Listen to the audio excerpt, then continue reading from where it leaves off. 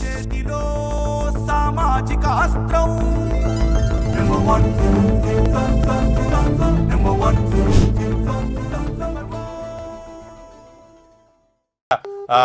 Caller మనకి సిద్ధంగా ఉన్నారు శ్రీకాకుళం నుంచి వేదవతి గారు. మేడం నమస్తే.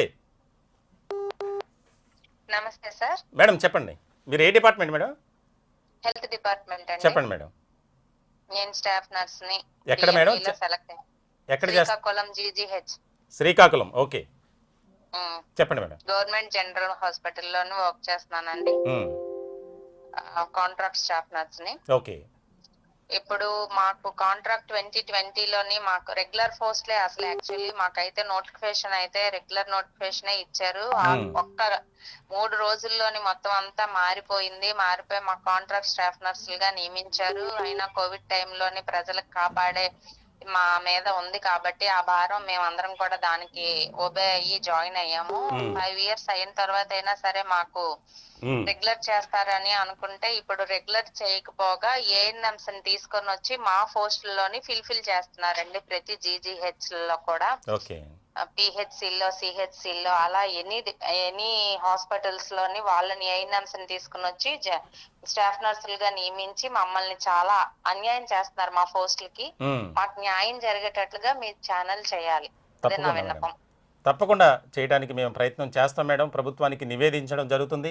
దానికి సంబంధించి అన్ని అంటే ప్రభుత్వ డిపార్ట్మెంట్స్ ఎవరైతే ఉన్నారో, ఎవరైతే పనిచేస్తున్నారో, రిటైర్డ్ ఎంప్లాయీస్ కానీ, ప్రస్తుత ఉద్యోగులు కానీ, వారి కోసం, వారి సమస్యల కోసమే ఈ యొక్క ఆత్మీయ సమావేశాన్ని జనవరి 25వ తేదీ ఆదివారం మనం హోటల్ ఐలాపురం అక్కడ ఏర్పాటు చేయడం జరిగింది.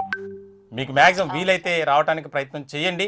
లేదా మీకు దగ్గరలో అంటే విజయవాడకి సమీపంలో ఉన్నటువంటి వారు, మీ వారు ఎవరైనా ఉంటే కనుక వారికి ఇన్ఫర్మేషన్ ఇమ్మని మేము మిమ్మల్ని రిక్వెస్ట్ చేస్తున్నాం. అందరూ ఒక సమావేశంలో ఏర్పాటైతే ఒక వేదిక నుంచి ఒక వాయిస్ రైజ్ చేయొచ్చు అనేది. థ్యాంక్ యూ మేడం, మీరు కాల్ చేసినందుకు. మీరు కింద కనిపిస్తున్నటువంటి నెంబర్స్ 9539345345 అలాగే 6302228477 ఈ 2 నెంబర్లకు కాల్ చేయొచ్చు. కాల్ చేసి మీ అభిప్రాయాలను తెలియజేసే ప్రయత్నం చేయొచ్చు. అనంతపురం నుంచి కనకమ్మ గారు. మేడం నమస్తే. సార్ నమస్తే సార్. చెప్పండి, ఎక్కడి నుంచి మేడం మీరు? సార్ మేము అనంతపురం జిల్లా సార్, ఉరవకొండ మండలం, ఉరవకొండ సిహెచ్సి సార్ మాది. ఓకే సార్ మేము 2020లో జాయిన్ అయ్యాము సార్. మా కోర్స్ 2011లోనే అయిపోయింది. మాకు 2020లో వచ్చింది జాబు. ఇప్పటి వరకు నోటిఫికేషన్లు ఇచ్చినా అంతంత మాత్రంగానే ఇస్తున్నారు నోటిఫికేషన్స్. ఈ కోవిడ్ కారణంగా కొంచెం నోటిఫికేషన్ పెరిగి కొంచెం ఎక్కువ పోస్టులు రావడం వల్ల మేము అది కాంట్రాక్ట్ లో చేరినాం. ముందు ఆ పోస్టులన్నీ రెగ్యులర్ గానే తీసుకుంటామన్నారు, రెగ్యులర్ పోస్టులన్నీ చెప్పినారు.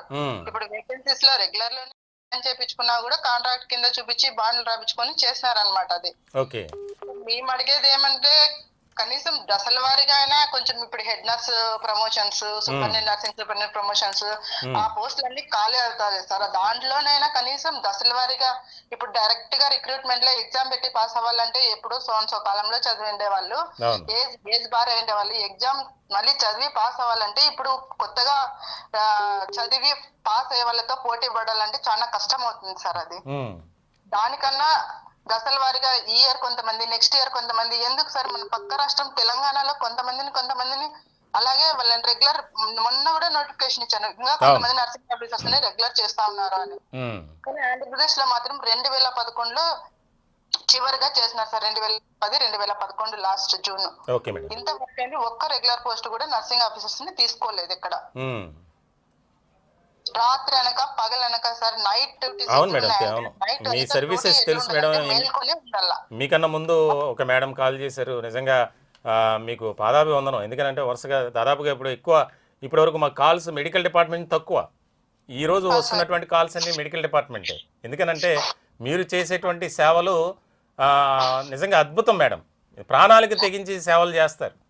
మహమ్మారి కరోనా టైంలో ఏ రకమైనటువంటి సేవలు అందించారో అందరికీ తెలుసు. మరి మీ పక్షాన ప్రభుత్వం నిలబడాలి.